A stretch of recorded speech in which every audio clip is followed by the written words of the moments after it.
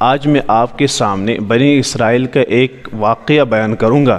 یہ واقعہ بہت ہی دلچسپ اور سبق آموز ہے۔ آپ اس واقعے کو سنیں، آپ دیکھیں کہ اس واقعے میں ہمارے لیے کتنا بڑا سبق ملتا ہے اور یہ واقعہ کتنا دلچسپ بھی ہے۔ کہا جاتا ہے کہ بنی اسرائیل میں ایک شخص نے سیدنا موسیٰ نبی علیہ السلام سے فرمایا کہ اللہ سے دعا کرے کہ میں جانوروں کی بولی جو ہے وہ سمجھ جاؤں۔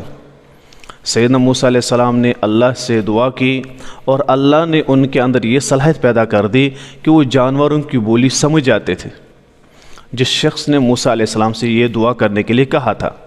لیکن ہوا کیا؟ اب دیکھیے سبق کیا ملتا ہے ہمیں اس سے، کہ جب وہ اپنے گھر گیا، اس کے گھر کے باہر ایک مرغی تھی اور کتے بھی رہتے تھے۔ اس نے جب رات کو کھانا کھایا، بچہ کچا اس نے جب باہر پھینکا، مرغی جب گئی اس نے کھا لیا، اور کتے نے کوشش کی کھانے کے لیے لیکن کتا نہیں کھا پایا، اس سے پہلے ہی مرغی نے اس کھانے کو کھا لیا۔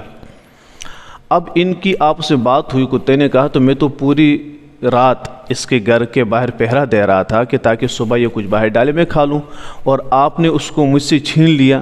تو مرغی نے کتے سے کہا کہ دیکھنا، آج اس مالک کی گائے مرے گی تو پیٹ بھر کے کھا لینا۔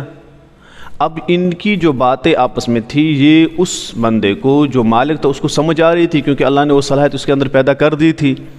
چنانچہ وہ پریشان ہوا، وہ اٹھا اور اس نے گائے کو بیچ ڈالا۔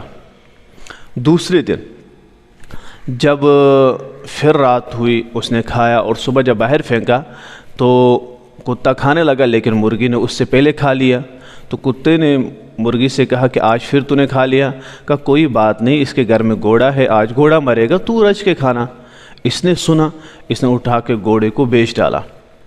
تیسرے دن جب یہی واقعہ ہوا، مرغی نے کھایا، کتے نے پوچھا کہ تو نے کیوں کھایا؟ کہا کوئی بات نہیں، آج یہ مالک خود مرے گا اور اس کے بعد اس کے چوتھے پر بکرے کٹیں گے تو آپ خوب کھا لینا۔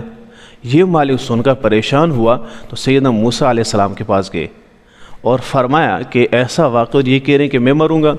اس پر سیدنا موسیٰ علیہ السلام نے کہا کہ یاد رکھیے کہ اللہ تبارک و تعالیٰ نے آپ کے گھر میں مصیبت رکھی تھی، اور یہ مصیبت گائے یا گھوڑے کے ذریعے سے ٹل سکتی تھی، یعنی اگر آپ مصیبت آتی یہ مر جاتے، لیکن چونکہ آپ نے ان کو گھر سے نکال دیا، اب یہ مصیبت آپ پر آئے گی، آپ یقینی طور پر مریں گے۔ اس پہ ہمیں دو چیزیں سبق کو ملتے ہیں۔ نمبر ایک، ہمیں چاہیے کہ ہم صدقہ نکالا کریں، کیونکہ صدقے سے مصیبت ٹلتی ہے۔